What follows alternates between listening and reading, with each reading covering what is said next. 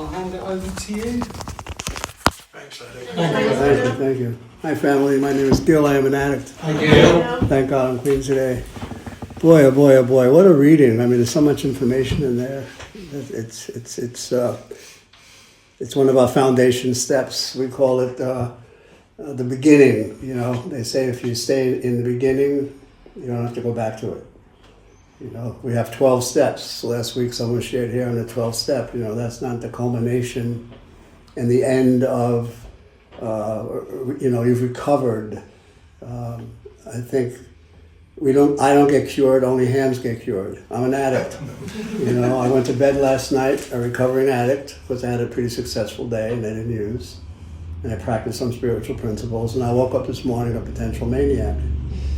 Now what that means is I could revert to what I was trained to do out there, and the masks I wore, and the costumes I wore, and get twisted back to the reasons why I needed to always do that. You know, I come from New York, and I come from a household that they loved me, but they didn't seem to love each other, and there was a lot of yelling going on, a lot of putting down going on, and it was like, and I'm 7 years old, right? So I have to get out of that house. I don't want to hear it. And I went outside, and there was 9-year-olds and 11-year-olds, other 7-year-olds with the same situation. We became street urchins out there, you know, ran in a pack of 20 or something like that, over the roofs, through the cellars, you know. And I learned the wily ways of the street. I learned the way to look good. I learned the way to be a chameleon, entertain you, know what you want, and make believe I'm giving it to you in some kind of way. You know, be the person you wanted me to be, so you can pat me on the head and make me feel good about myself. Of course, I didn't know how to do that unto myself. So I learned about having a reputation was important, you know. And when I was 7 years old, that was 1951. And in 1951, in the streets of Brooklyn, New York, it was important to walk down the street, turn a corner, and whoever's on the other side that I'm turning around into, oh, that's Gilly, you know, that's Gilly. We know about him. He's tough, and, you know. So it was a survival skill. All these defects of characters out there were survival skills, and I practiced them. You know, I was in prison for some time out there, a decade of prison. So it wasn't advisable to walk up to somebody in the yard and say, "Listen, I'm having some feelings today. Could you give me some guidance?" You know, they'd eat me up, spit me out, and pass me around. You know, so they were survival skills. I had to have an image. You know, otherwise I'd be vulnerable. So when you people said I had to surrender, what are you talking about? I'm going to be vulnerable, right? You know, I didn't know what I didn't know. You know, I know street. That's all I knew, and I was limited to that awareness. And then the literature says when we surrender, we gain a far greater power. I didn't quite know what the hell that meant. You know, I had to do more step work, but I had to do step one, where I agreed that I'm going to try to surrender. I'm going to try to agree that, all right, so my best thinking almost killed me. So maybe it's not a good idea that I live my life only with my judgment and my information. So that's why we have higher powers that we talk about in step two, which I won't talk about because I'm talking about step one, and I come from Brooklyn. And in Brooklyn, if you don't share the topic, there's 6 guys outside the meeting to let me know how I didn't share the topic. So I don't want that to happen out here in Essex either. So it's very, very important to just talk about there's so much involved with the whole process of recovery. I could talk for hours about how my life has changed because of it. But again, it began with step one. You know, if all we had was step one, then step one tells me I'm screwed. I am so screwed. I can't live with and I can't live without drugs. What? You know, so we have step two that introduces, there I go again. There's hope. There's hope that we have something else that can fill that void. I just put down my best friend. I just put down that thing, drugs, that made me feel secure or courage or whatever that false sense of whatever the euphoria that it was, having a good time. If you haven't done it clean, you haven't done it. Good times I had clean here, you know, authentically without induced euphoria for me. So yeah, so I had to, you know, I came in here from the rehab. The rehab told me, listen, don't even go home. have some friends pick you up from this facility, and go to an NA meeting first. Take your little oily brown paper bag with you with your 3 items you own, and go make a meeting. Don't go home, because you're liable to, be triggered. So I was in the surrender mode, doing things that I wouldn't have done by myself, but I was following orders, suggestions, orders, whatever. Suggestion here in Narcotics Anonymous is something like, if you're in an airplane and we open the door for you to jump out, right? And we say, all right, you can jump out now, and here's your parachute. And we suggest that you pull the ripcord. So we suggest we do the step work. It's a life and death kind of deal. So there I was in my first meeting, because yes, these friends of mine picked me up, brought me to the NA meeting, and I saw traditions and steps on the wall. And I saw the steps, 12, I said, 12, let me see, steps 8 and 9, all that money to all those people. There was 12 reasons why I needed to get the hell out of that room. That was my best thinking, but I had the G-O-D, man. I had that gift of desperation. I didn't know where NA was going to take me, but I knew where I just came from. And it was right up front, I got to the rooms of Narcotics Anonymous, to a detox at 47 years old. I picked up my first substance at 11. It's 36 years of using drugs, of basically the whole alphabet, and having, suffering my bright ideas and stinking thinking. I was a wherewithal, I was smart, I knew how to manipulate life. I was in the military in the 60s in the US, and did prison time, and I knew the wily ways of manipulation and mask wearing and being charming and getting what I wanted. So that was my lifestyle. So you guys are telling me this thing in the first step about, first of all, you talked about powerlessness. No, man, what are you talking about? I have power. But, that's not the kind of power we're talking about here. I'm powerless over my addiction, which means I'm powerless over my thinking. All right? I'm powerless over my first thought. I used to think, all right, yeah, I'm powerless over everything, so that I can not have responsibility for everything. I'm an addict, of course I'm going to lie. No, man, you could use if you lie eventually. So the idea, the game is, try not to lie. Try not to embellish a story to look bigger than you are. You got to get okay in your own skin. It's not okay to do those things that were okay to do when they were okay to do. We live differently here. That's why we have a thing sign that's upside down. I was the guy who tried to turn it right side up, and the room roared, "We got one!" I'm going to fix it. It's upside down to let you know how you're thinking. You walked in here with upside down thinking. And I did. It was street values, and they worked where they worked. Those things that saved my life out there can kill me in here. I can't steal anymore. There's no right way to do the wrong thing. I'm a 100% chump by my old way of definition.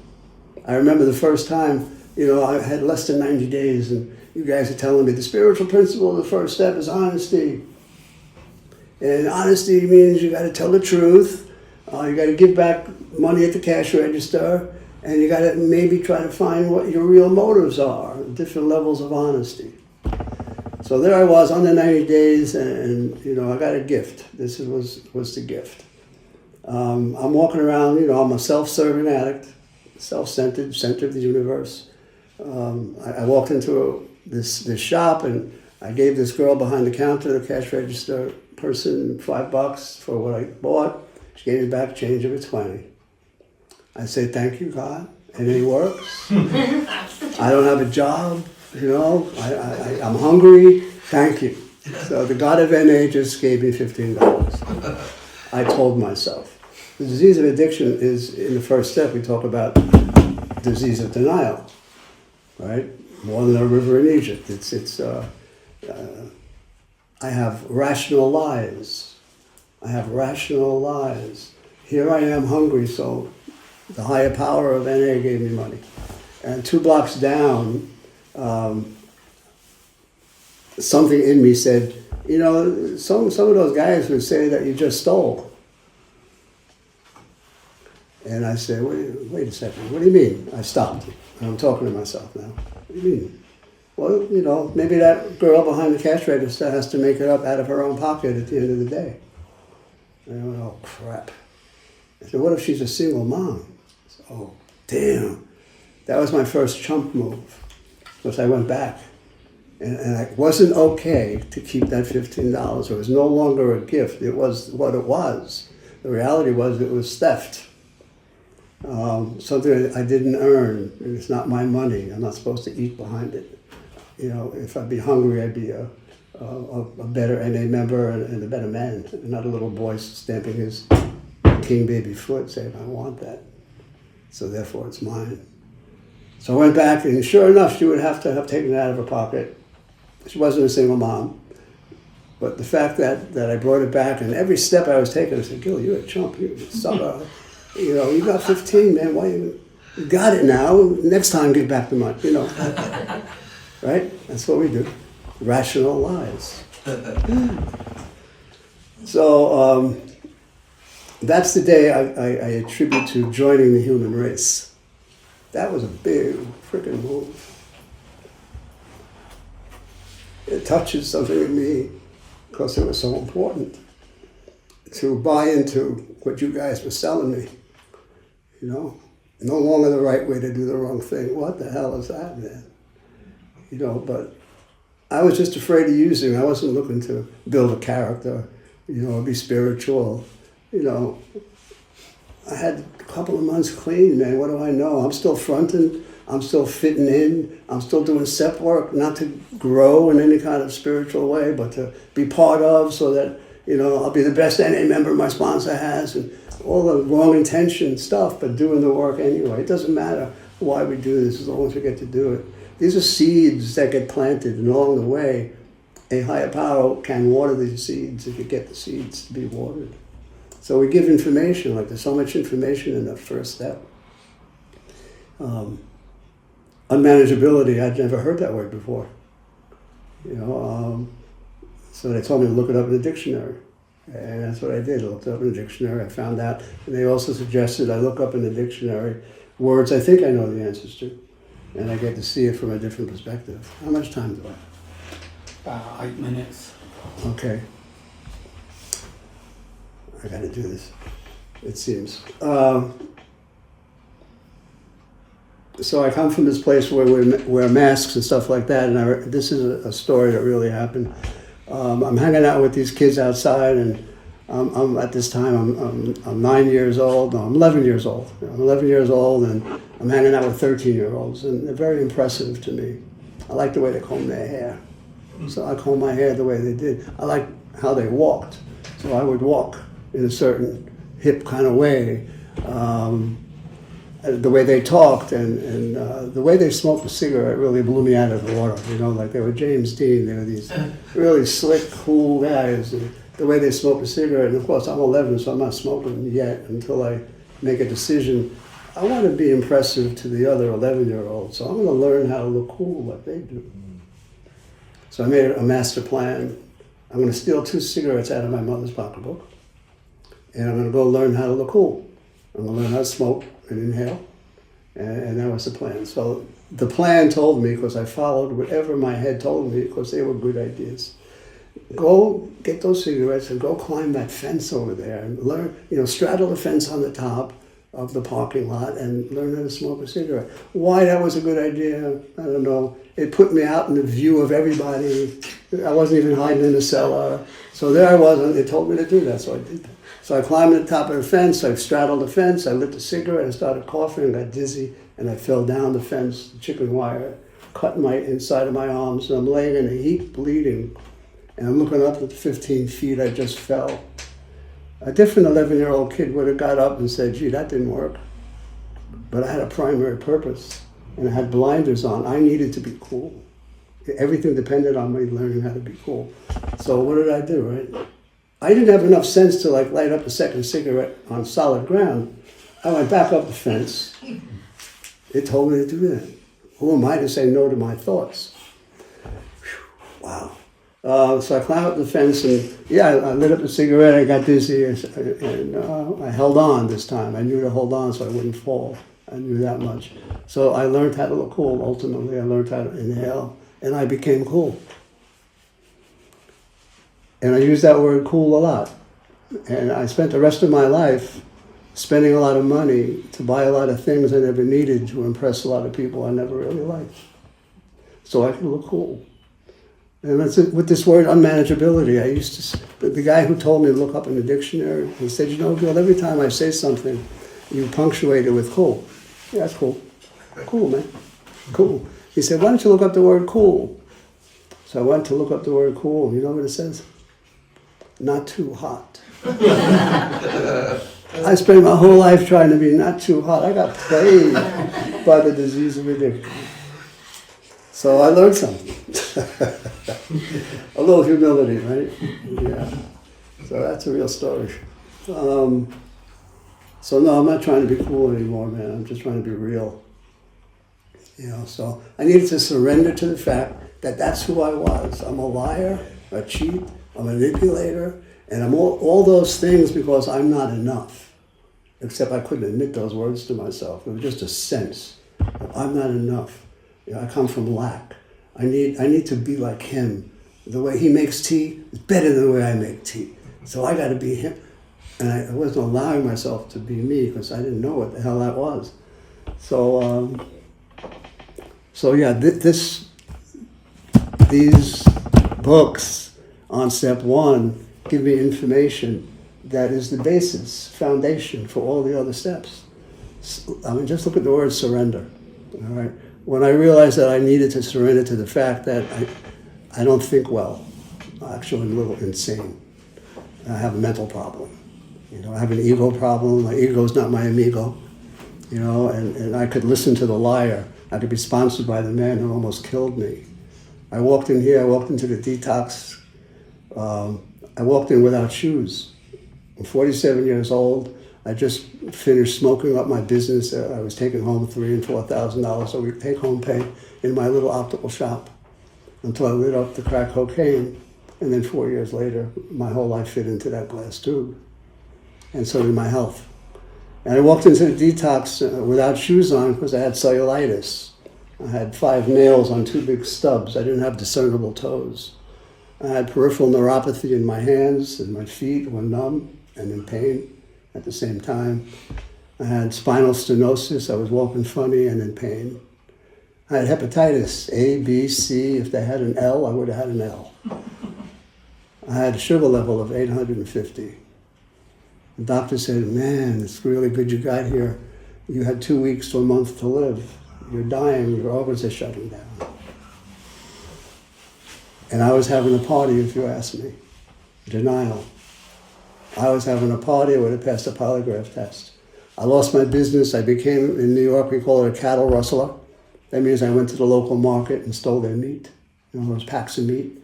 And I put it in the belts I had around my body. I had it down to a science. I'm sticking in these things and I'm going to sell them for some more crack.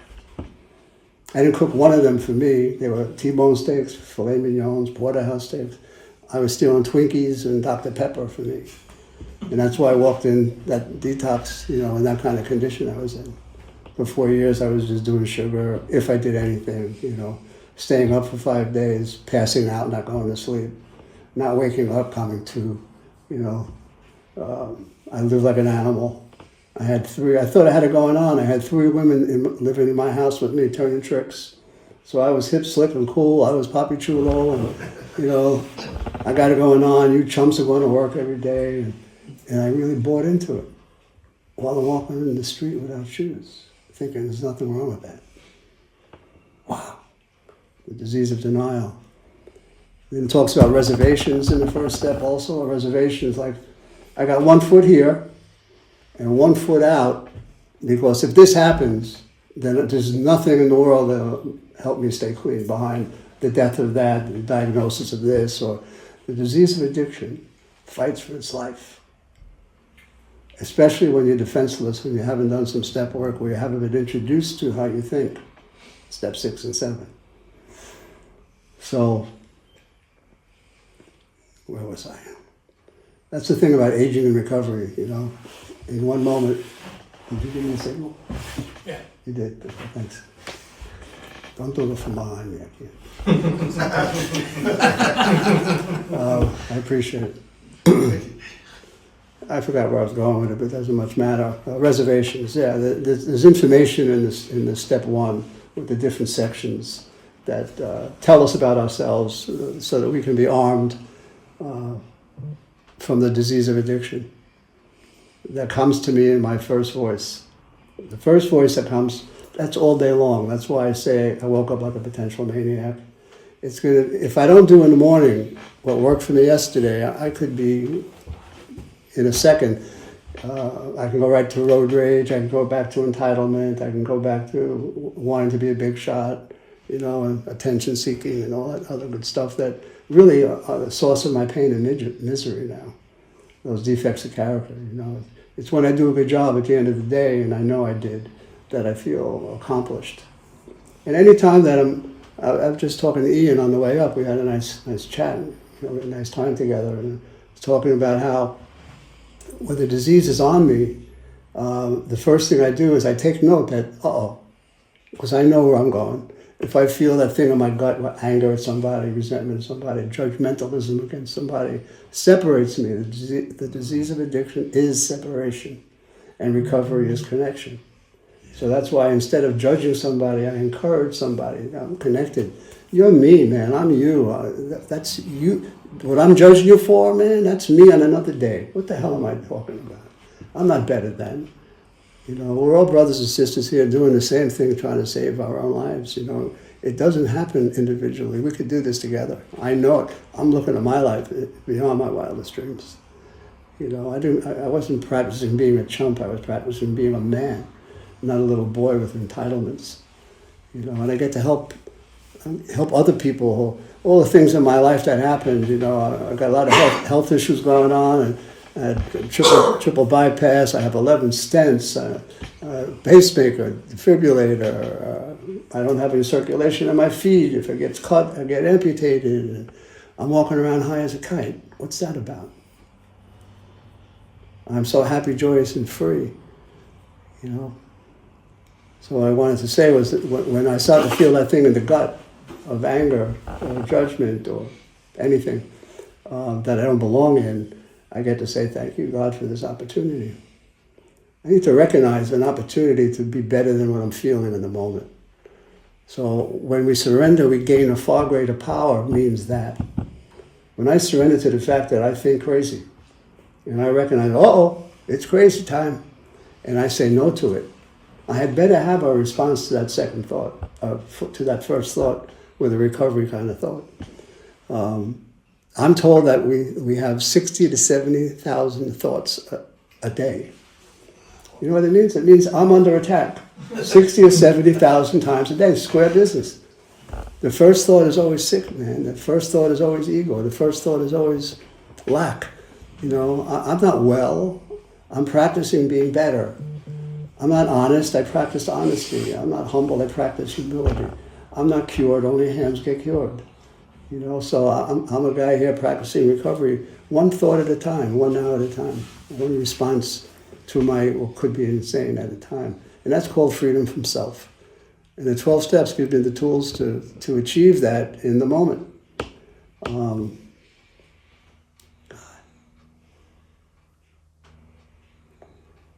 Can't even imagine. I need a few days to tell you how good my life is. You know, but it all happened with the first step. It all happened when, I'll end with this. I was in the detox, in the rehab part of it, and I'm sitting in the back of the room, of the H&I room. Thank God for H&I. H&I. Say it, you guys. And they're telling me, listen, don't compare stories, you know, try to identify. And I don't know what that meant. All I knew is I'm sitting in the back, my disease is fighting for its life, right? So I was saying, look at those trainers. What kind of chump wears trainers like that? So I'm closing my ears to the share. Or, that's a sissy drug. You know, close my ears to the share. The disease was fighting for its life. And I'm buying into it because I didn't know better yet. I didn't know about that second thought. And so I'm sitting there for 2 weeks almost. And they're telling me, like, Gil, give yourself a break. You never have to do this again. Put some gratitude in your attitude. I don't know what that means, right? So there I am, all entitled and stuff like that. And remember, I didn't cook any of that meat for me. And I was pretty dying. Anyway, I got to the rehab through a scholarship that a friend of mine who used to use with me got me when he got me on the day that I said I need help. So he got me a scholarship to a fancy Delancey rehab for free. And there I was on a Friday. They gave me this plate of fish with some vegetables. And I'm looking at it, and I'm pushing it away. And I said, what kind of freaking place is this? There's no tartar sauce. So I saw and I heard the 11-year-old boy, King Baby, stamping his foot. And I realized where I was. 2 weeks into not using, 2 weeks into abstinence is key. 2 weeks into not using, the denial lifted of where I was and how the hell did that happen became the next question. So the next day, H and I came up again, and I moved my seat. Check it out. I moved my seat from the back of the room to the front of the room because I needed to hear something about how this guy stays clean. And I did something I never did before. I asked another man for help. I said, hey man, how do you do that? How do you stay clean forever? And he explained, we don't stay clean forever. We stay clean a day at a time. So that was a day that I surrendered to the fact that it seems my thinking created a problem here. I'm 47 years old and dying. So I need to hear what these people have to say. I became open-minded. So my life changed when I moved from why the hell should I do that to how the hell do I do that? Changed the whole game. And that I have to renew that open-mindedness because I can, in one moment, in one split second, I can think I know everything. I know some, but I know, most of the things I know is that I don't know. So I get to ask my sponsor stuff, I get to read literature, I get to practice stuff that keeps me teachable. So I'm going to leave it there. And I want to thank you guys for being here so I can have a meeting and practice some real authenticity instead of entertain you with a great workshop. Yeah, thanks. Thank you, Joe. Thank you, Gil. Very much.